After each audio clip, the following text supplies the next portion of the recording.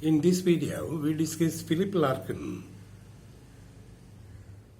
a famous movement poet, and a few of his poems, with special emphasis on his poem, Church-Going. Philip Larkin was a poet, novelist, and librarian. He continued to lead the life of a librarian of the University of Hull, London, from 1955 until his death in 1985. He was an important poet of the movement group. The movement poets wanted poetry to be intelligent and intelligible. They revolted against the obscurity of ultra-modern poetry. Pessimism and skepticism are the main traits noted in Philip Larkin. Larkin became a graduate from Oxford University, and he became a close friend of Kingsley Amis. And it was his inspiration that prompted Kingsley Amis produce his masterpiece novel, Lucky Jim. The novel was also dedicated to Philip Larkin. Larkin's juvenilia contained a few novels written under a pen name, Brunette Coleman. The juvenilia included two novellas, one titled Trouble at Willow Gables, Trouble at Willow Gables, and it is set in a girls' boarding school. And this novel has got an unfinished sequel, Michaelmas Tame at Saint Bride's. And these two novellas were produced under the pen name Brunette Coleman. And under the same pen name, he produced a spoof autobiography also.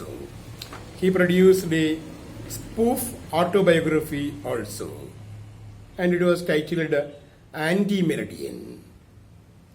So a spoof autobiography which records Brunette's early life, Brunette Coleman, the pen name adopted by Philip Larkin for his juvenilia, for his early works.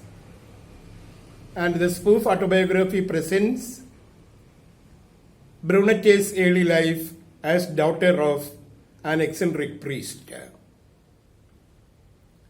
And there was also a collection of poems produced by him under the pen name Brunette Coleman. There were 7 short poems included in that collection. Philip Larkin came out with his first collection, The North Ship, in 1945. So it was a book of poems like The Dancer, Ugly Sister, etc. So the collection contained 32 poems. And this collection, The North Ship, was followed by his next popular collection called The Less Deceived. It was also a collection of poetry brought out in 1955. The North Ship was published in 1945, 10 years after The Less Deceived was published. And it contained poems like Church-Going, Next Please, etc. And the title Less Deceived is actually a reversion of the line found in Shakespeare's Hamlet, spoken by Ophelia. Ophelia speaks in the play, I was the more deceived. And the title of Philip Larkin is read as Less Deceived. And it's a very popular collection that was brought out in 1955. Then in 1964, he brought out his next collection, The Whitsun Weddings. And it was the third collection produced by Philip Larkin. And it contained very popular poems like Whitsun Weddings, An Arundel Tomb. An Arundel Tomb is a very noted poem by Philip Larkin. It speaks about his response to seeing a tomb effigies. So, with joining hands in a cathedral, Chichester Cathedral, he found the effigies of a lord and countess. The effigies, the statues, and they are found lying on the floor with the hands put together. And there are small dogs also under them. And it is titled An Arundel Tomb. And then there is another poem. The title can be read as MCMXIV. Actually, they represent the year 1914. M is 1000 and the second M is again 1000, but there is a C behind the second M. It denotes that 100 numbers are to be reduced from 1000, it is 900. The first M is 1000 and the next M with a C behind it is 900. In fact, it is 1900. Plus XIV is 14. So the title refers to 1914, the year the World War started. So it produces the picture of a group of people preparing to say farewell to their people while marching for the World War. And these are the popular poems included in the collection, Whitsun Weddings. Whitsun Weddings is also a very popular poem by Philip Larkin, included in this collection. It describes the poet's train journey on a Whitsun Saturday from Hull to London. Philip Larkin was librarian at the University of Hull. In fact, he was on his way back from Hull to London, and it was a Whitsun Saturday. And it seemed to be a season for marriages, and many number of married couple enter the carriage. And Philip Larkin, being a bachelor all through his life, finds it a very interesting sight to see the newly married couple getting into the carriage, followed by their relatives, like their father, uncle, unmarried sisters, brothers, etc. And all create sound and drama in the carriage. And it is an evening, it's a hot evening, and he finds the couple and blesses a rain of coldness.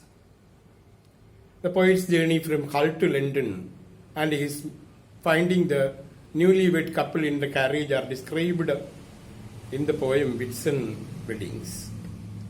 The poet, who was unmarried, took it as an ironic experience. And Philip Larkin's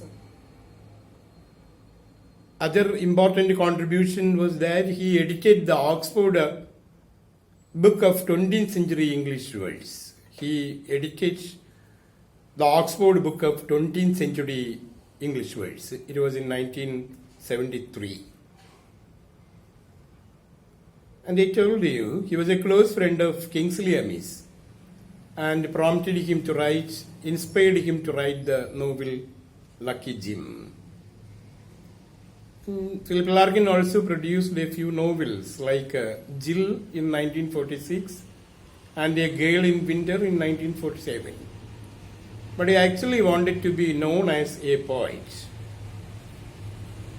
And so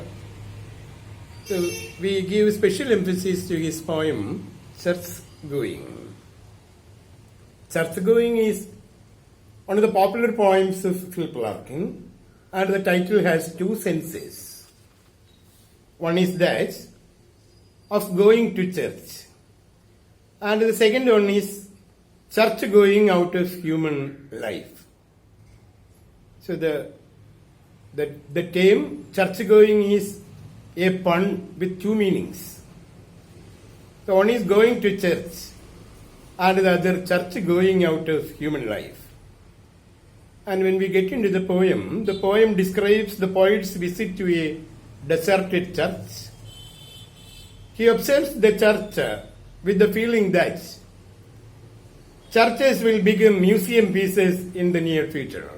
And he observes the things in the church with the feeling that churches will become museum pieces in the near future. Larkin was a skeptic. He always doubted religious beliefs. And especially the Englishmen are not very fond of visiting the churches. They keep themselves away from the churches in recent times. And it has been a tendency found in the English countries. And Larkin feels that the church is swiftly going out of fashion. And it will not be a fashion in the future to visit the church. And when we get into the summary of the poem, we find that the poet gets inside the church more out of curiosity than out of reference. As he was on his way near the church on his cycle, so he gets into the church with a feeling of curiosity than out of respect. And he sees withered flowers and the metal ware used for service.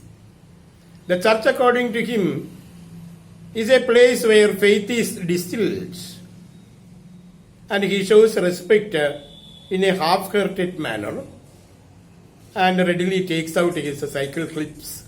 In fact, on entering the church, when he enters the church, he takes the cycle clips. Then he goes to the lectern and reads a few lines from the prayer book. And while coming out, he puts an old Irish coin, a sixpence, a useless coin, in the coin box. And he wonders what will happen to churches once people stop visiting them. If the people stop visiting the churches, what will happen to the churches? Some big churches may remain as museum of old religious relics.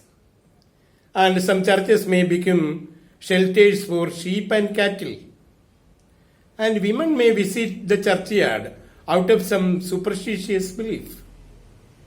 And some may visit the churchyard at night in the hope of seeing ghosts. And there may be people visiting the church with various other purposes than for prayer. The superstitious ladies may come to the churchyard out of their superstitious belief. And some may visit the churchyard at night in the hope of seeing ghosts. And even superstition will finally die off. And what will then be the fate of the church? The fate of the church will be then very precarious. The poet wonders, who will be the last visitor in the church? So it may be an archaeologist studying old buildings and ruins, a ruin bibber. Or it may be someone doing research on the Christmas festival in olden times. Sometimes some researchers may come, in fact, to study about the Christmas festival observed in the churches in the olden times. And the poet has a feeling that the churches may continue to exert a strange fascination on people even after its uselessness is understood. Even after the uselessness of the church is understood, there may be people who will be attached to church due to some strange matters. Things like marriage, birth and death cannot be taught without remembering the church. So whenever we remember the question of marriage, birth and death, we are supposed to be connected with the church. And man does not live by bread alone. He has intellectual, emotional, and even spiritual needs. The church may continue to satisfy these needs, the emotional needs. The spiritual and intellectual needs may be satisfied by church. And a mysterious power may draw people to church even in the distant future. even in the distant future, the churches may draw the people so through some mysterious power. And this is what the poet comes to speak about the visit of his church going. He also wonders who will be the very last visitor to the church that he has just visited now. Most probably, it will be an archaeologist, or it may be a person doing some research in Christmas and studying the details of Christmas services. Larkin is sure that the church will go out of human life.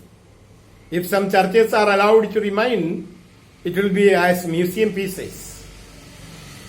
And the whole outlook of Larkin on life seems to be cynical. And there are few serious and important lines in the poem. For example, the lines, "A serious house on serious earth, it is, in whose blend air all our compulsions meet, are recognized and robed as destinies." So seemingly one of the very important of lines, and you see also asked the question, the line, "A serious house on serious earth," is taken from which poem? It's taken from Larkin's poem, Church Going. Larkin wonders, so when we get into the explanation of the lines, we come to find that on entering the church, Larkin wonders how church buildings will be used in future times. They may be used as cattle sheds or godowns. However, he admits that the church satisfies some particular human needs. So man cannot live by bread alone. He has intellectual and emotional needs. The church in a way satisfies such needs. Larkin's poem opens on a note of contemptuous pessimism. So the poem opens with contemptuous pessimism. But towards the end of the poem, we notice a slight change in his attitude. Larkin almost admits that the church fills an emotional vacuum in human life. And you can find more details from the notes given to you. Thank you.